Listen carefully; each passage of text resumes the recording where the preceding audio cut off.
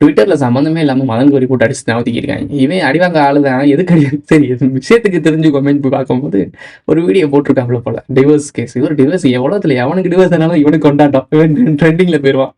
So பல பேருக்கு divorce ஆன டைமிங்கில் அதெல்லாம் கண்டென்ட் எடுத்து பண்ணி அதெல்லாம் வச்சு தம்ப்லைன்லாம் ஹைலைட் பண்ணிலாம் ஹர்திக் பாண்டியா ஏதோ ஒருத்தர் வச்சுலாம் அவங்க ஒய்ஃபெல்லாம் ஹைலைட் பண்ணி ஒரு தம்ப்லைன்லாம் போட்டுருவான். தம்ப்லைன்லாம் அந்த கிளிக் பைட்லாம் அவனே சொல்லுவான், கிளிக் பைட் நான் வைக்க தான் செய்வேன். ஏன்னா ஒரு வணிகன், அவன் ஒரு கார்பரேட் முதலாளி, இவன் இப்படி தான் சம்பாதிக்கிறதுக்கு வியூஸ் எடுக்கிறதுக்கு என்ன வேணா பண்ணுவான். ஸோ இந்த கிளிக் பைட் வைக்கிறது இந்த விஷயம்லாம் பண்ணுவான். பல பேருக்கு டிவோர்ஸ் வாங்கி கொடுத்தோன்னே இவனுக்கு கொண்டாட்டாம அப்பாடி அவங்களுக்கு டிவோர்ஸ் ஆயிடுச்சு, இதை வச்சு ஒரு 2 நாள் ஓட்டி 2 நாள் ஓட்டிடுவாப்ல. ஸோ இப்போ என்ன நடந்திருக்கு அப்படின்னா, எல்லாரும் டிவோர்ஸை பற்றியும் பேசின மதன் கௌரி இப்போ விஜய்க்கு நடந்த டிவோர்ஸை பற்றியும் விஜய் பக்கம் நிற்கிறாங்களாம்.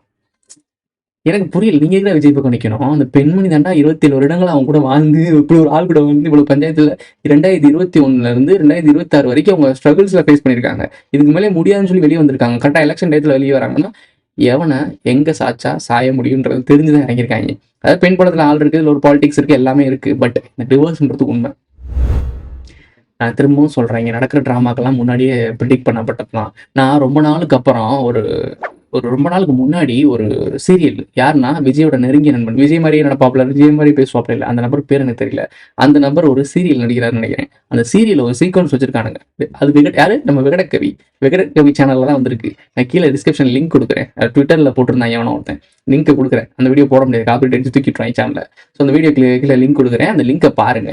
இப்போ விஜய்க்கு என்ன நடந்துட்டு இருக்கு, இப்போ இருக்க அந்த விஜயோட ஃப்ரெண்டை விஜயை வச்சுக்கோங்க, அந்த ஆப்போசிட் இருக்க அந்த நடிகையை நீங்க யாரை வச்சுக்கணுமோ அந்த மறைமுக நடிகையை வச்சுக்கோங்க. அவங்க பெண்மணி ஒய்ஃப் கிட்ட எப்ப இருந்து இது நடந்துட்டு இருக்குன்னு யோசிச்சு பாருங்க. அவர் பேசுற மாடுலேஷன், அப்ப இப்ப இருக்கக்கூடிய அந்த இப்ப சங்கீதா அவங்க அலிகேஷன் வச்சிருக்காங்கல்ல, என்ன அலிகேஷன் வச்சிருக்காங்க, இந்த அலிகேஷனையும் அந்த வீடியோஸையும் மொத்தமா கனெக்ட் பண்ணி பாருங்க.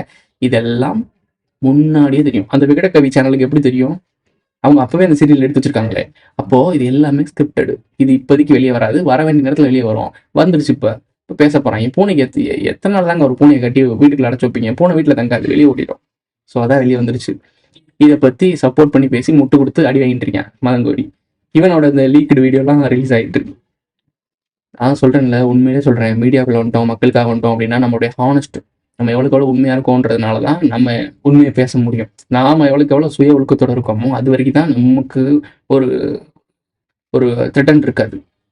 நம்ம கொஞ்சம் பெருசாக இன்ஸ்டாகிராம் ஒரு பொம்பளை பேசுது செம்மையாக இருக்கிற தாண்டி அப்படிலாம் பேசிட்டோம்னு வச்சுக்கோங்க, முடிச்சு விட்டுருவாங்க. ஸோ கவனமாக இருக்கணும். மதன் கௌரி அப்படிங்கிட்ட விழுந்திருக்கேன், அதனால தான் இப்போ அடிக்கிறாங்க மாற்றி மாற்றி. தெரிஞ்சுக்கங்க, இங்கே நடக்கிறது எதுவுமே எதிர்ச்சி கிடையாது. இது எதிர்ச்சின்றது ஆக்குறதுக்காக பல கோமாளிகள் பேட்ச் ஒர்க் பண்ணுறதுக்காக சுற்றிட்டு இருக்காங்க. இங்கே எப்பயுமே கோமாளிகள் மனிதர்கள் தான்.